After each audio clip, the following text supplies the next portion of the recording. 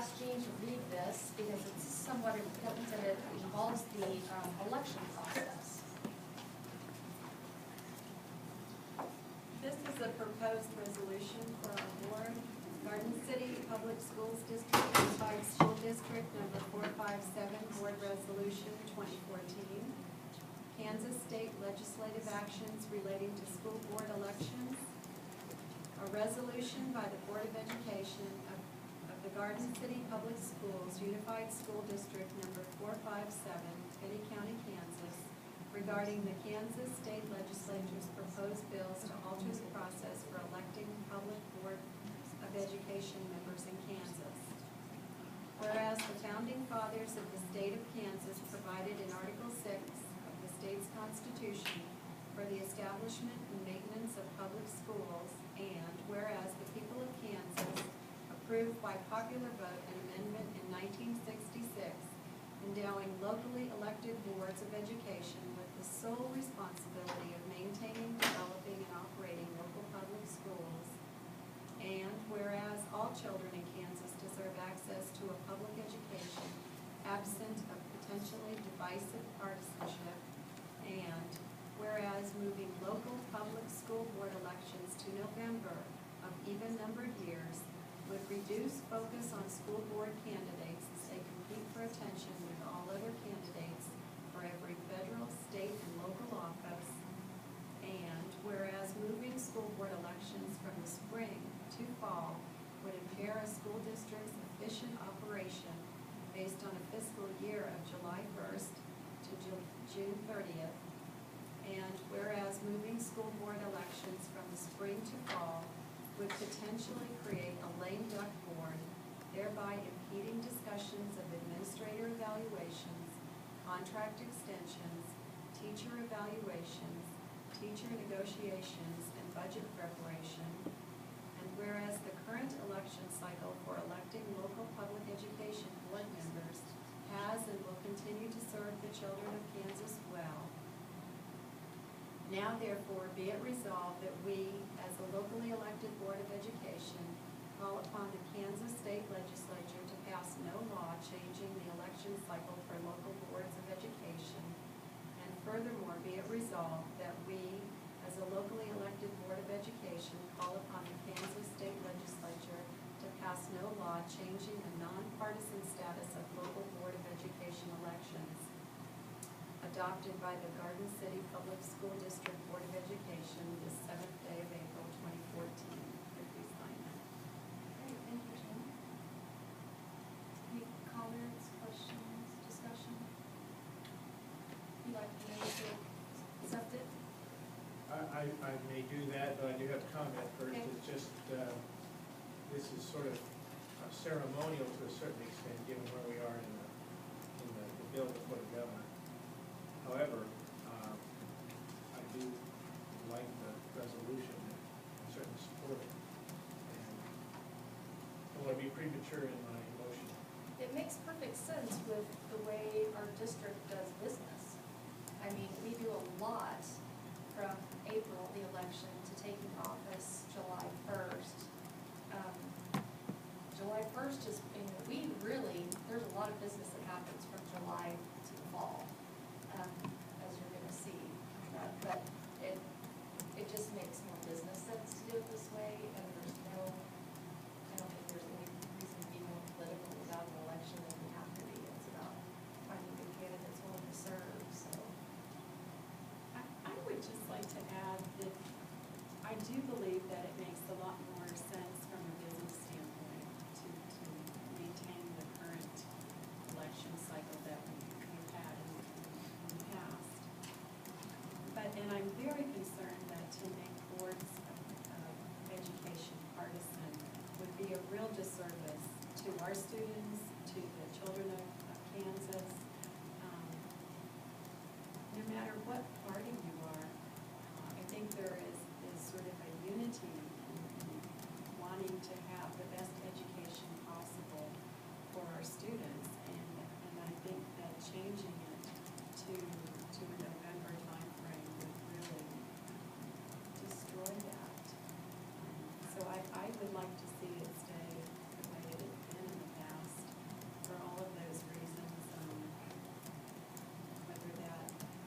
ultimately the decision that's made, I think that it's important that our board express our opinion on this. I'm hoping that our hearing members. Well, I know Tom agrees with it. I haven't spoken with Alex directly, and I haven't heard anything to the contrary from Alex, so.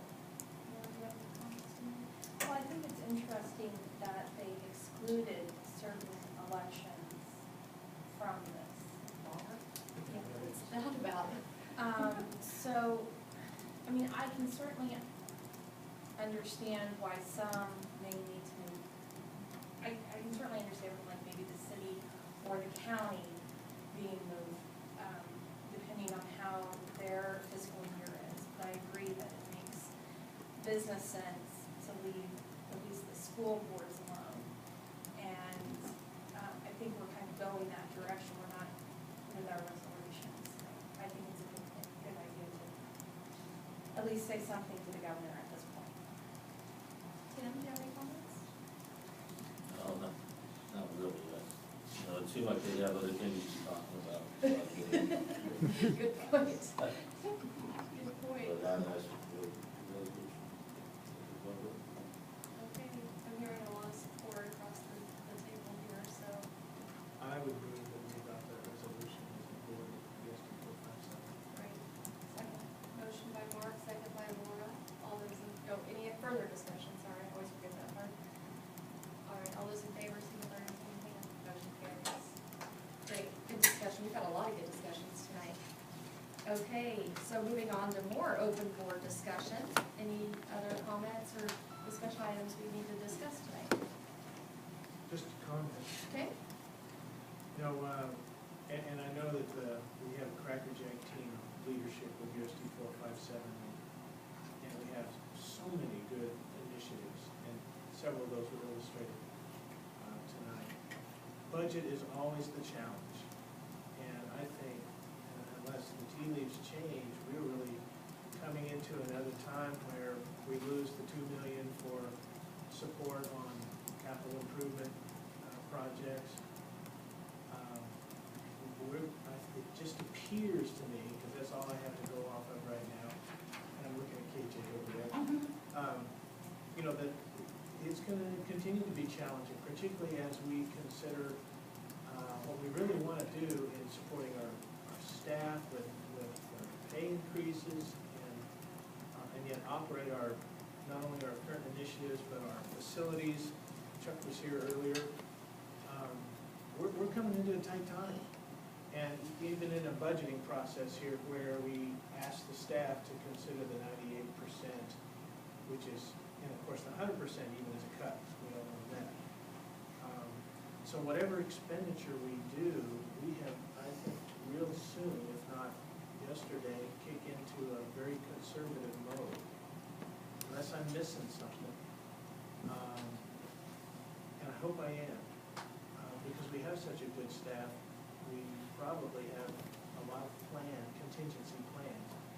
But to the extent that we consider upping LOB, where we did it, albeit a small amount, to ensure that we got that capital improvement support from the state, with a conversation at the time that if at all possible, we were going to drop it back down. We're in the pocket of the taxpayers, and we all know that. It's not an easy task, but I think it's not getting any easier. And so it's just a reminder not to be glum. But boy, do we have a challenge here at the staff and at the board level. And we need to be mindful of that. Whether it's travel and professional development or implementation of new programs, we can do great things. And we want to continue to do that, but boy, do we have to budget for it. And that's just a reminder, we all know that. Just a comment, Madam Chair. Great comment, and I really wanted to talk about this whole budgeting process during this time, and you basically said everything I wanted to say. There are a lot of things in flux right now. You know, what happened yesterday, we really aren't gonna know how that directly affects us until we've had time to really hear from the experts and kind of read through some of the jargon and. And Dr. see what the Douglas governor said. does too. That's true, the governor hasn't signed, at least Right. if he has, I'm not aware of it, the bill that passed. The legislature went through their process, and they did it a lot of late nights. It always seems that these issues come through at the last minute, and so there are a lot of changes that happen. The bills that are printed and published are not the ones that end up getting passed, and that's certainly the case here. I haven't seen the final printed version of this bill. I don't know that it's published yet. So, I do know that we were well represented at the State House with the teachers who were there. But it's a very long process and a lot of changes that happened over the course of the last day or two, late into the night. And we just, as you said, we just don't know at this point all of the details.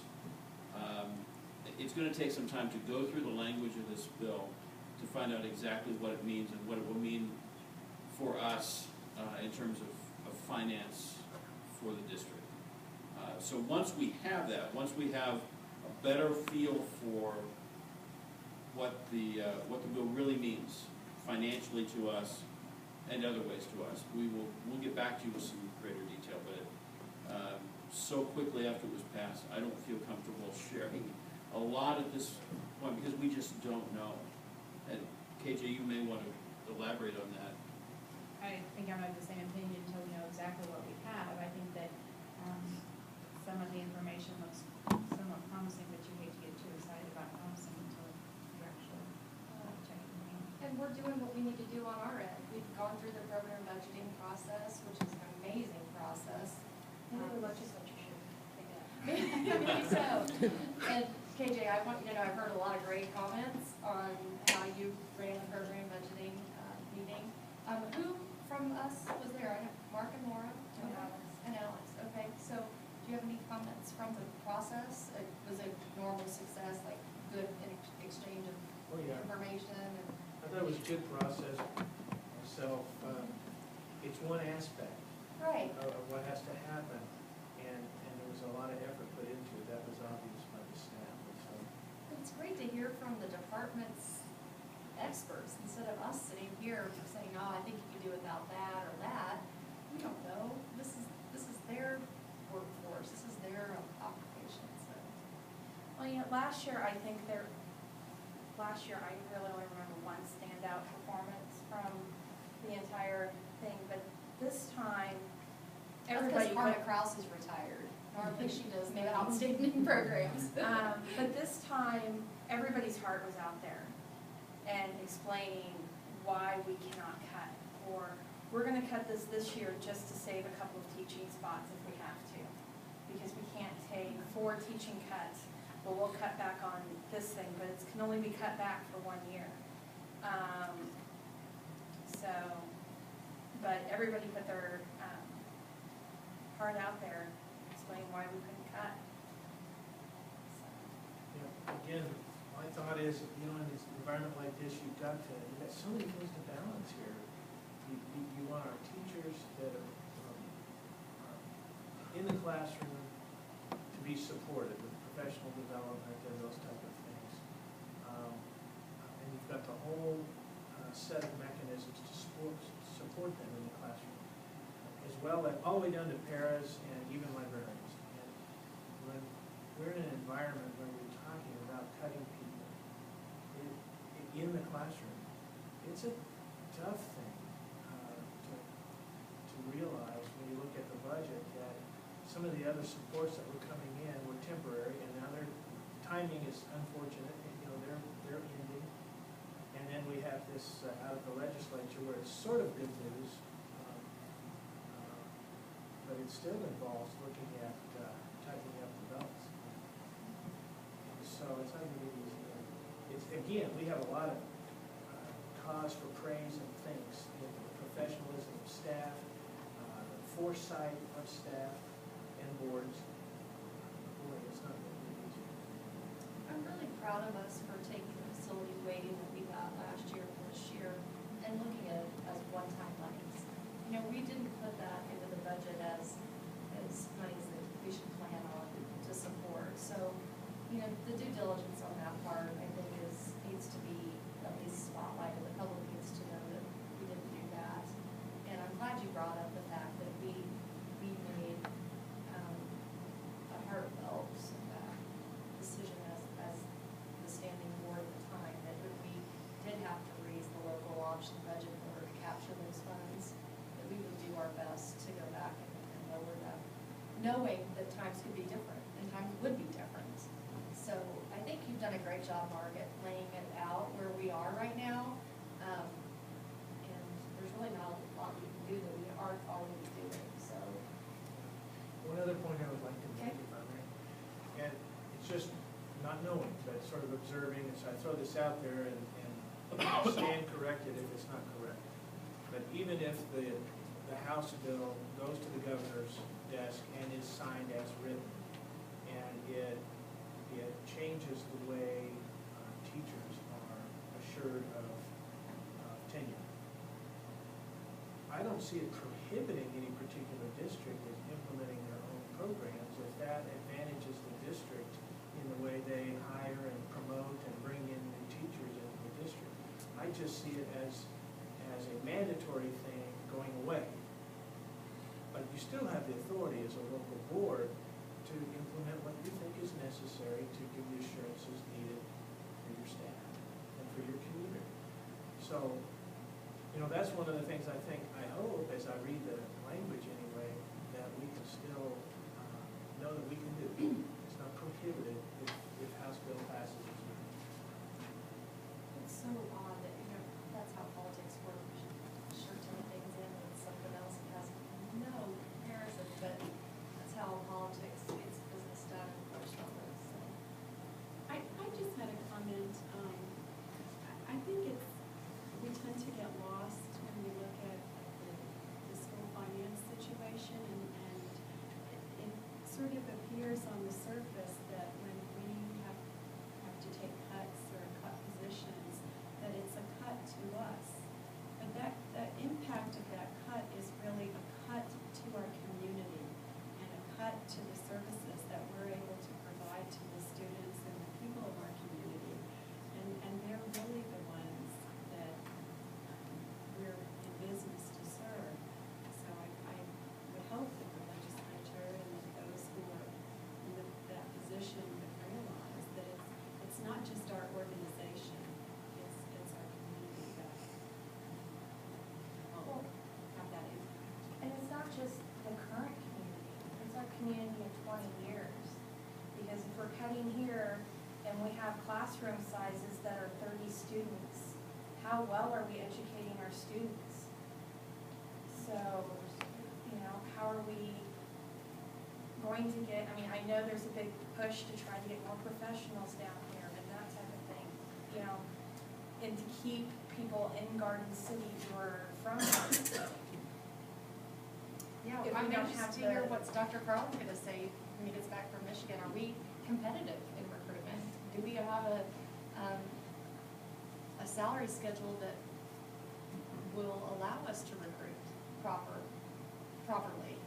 Well, one of the reasons I bring that other point out about the House bill is that where we can provide things to the teachers that isn't cash, we certainly want to try to do that. I mean, that's something we can do and not affect the budget. But the budget is just a tough one, and the way the school funding has trended, you know, it asks to put more weight on local option budgets and local taxpayers. And that is a unique challenge for this part of the state and our demographics in this community, as opposed to other areas of the state. And we'll just have to, we'll deal with it. I know we will. We've got the expertise to. It won't be easy. Well, we're not ignorant. We are talking about what we need to talk about. The facts are out there. The unknowns, we're still talking about the unknowns. So I'm proud of us as a board for being informed and being up to date and keeping up with what's happening. So no regrets there. This administration's led us well, so that we can do our job as best we can, so.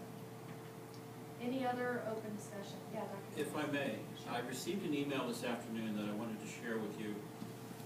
It's a list of 17 schools, and at the top of this is the heading 2014 KAMSA, which is the Kansas Administrators of Middle Schools Association. Exemplary middle schools. Both Horace Good and Kenneth Henderson are on this list of 17 schools. So that's brand new information. That's goosebumpy. It just came out this afternoon, and very proud of the work that they're doing at both schools. Awesome. You'll let the teachers tomorrow? Yeah, well, it was, the email came from one of the middle schools. Oh, so okay, good. They were aware The of word's it. out? Great, awesome. Any other discussion items? With none being stated, let's, I just want to announce that the next Board of Education meeting will take place on Monday, April 21st. And Jean will be absent.